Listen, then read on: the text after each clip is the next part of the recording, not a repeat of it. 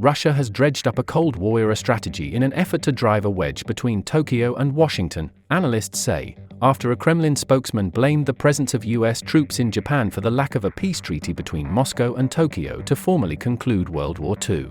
Dmitry Peskov's remarks that the American presence in Japan had been an obstacle to a peace treaty for the last 79 years could even be interpreted as hinting at Moscow's willingness to return a group of islands seized by Soviet forces in the closing days of the war, on condition that US troops leave Japan.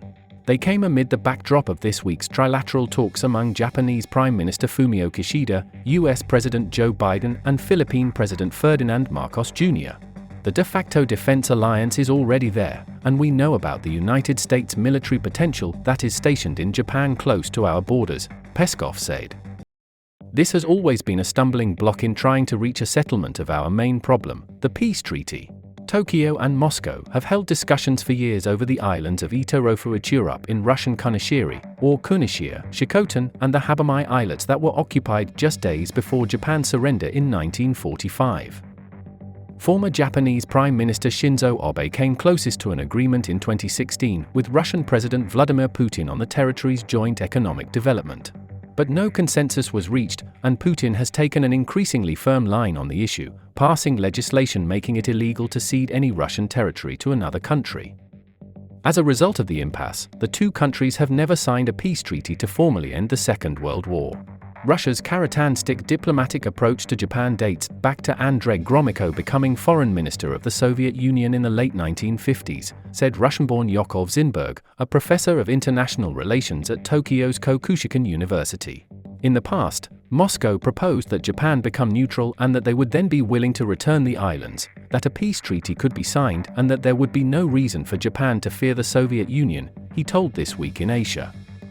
Obviously, the aim was to create a split with the US, and that policy effectively continues to this day. Russia has said the US-Japan Security Treaty gives the Americans the right to construct military facilities anywhere in Japan, and that Washington would take advantage of that agreement to build bases on the islands if they were returned. Peskov's comments also came as Russian Foreign Minister Sergei Lavrov arrived in Beijing on Monday for an official visit, Zinberg said. Russia does not want to be overly dependent on China, and I think these comments out of Moscow can also be understood to mean that Russia is still willing to work with Japan, he said.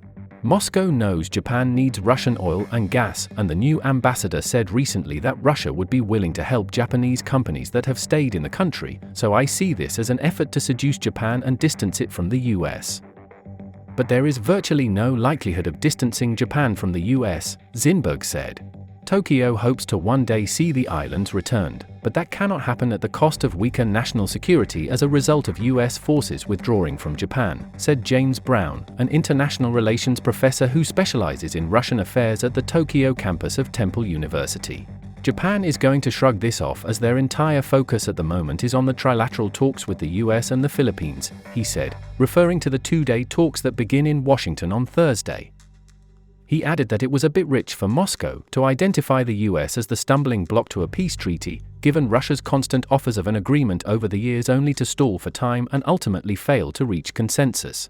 In the meantime, Russia's military continues to test Japan's defenses, Brown said.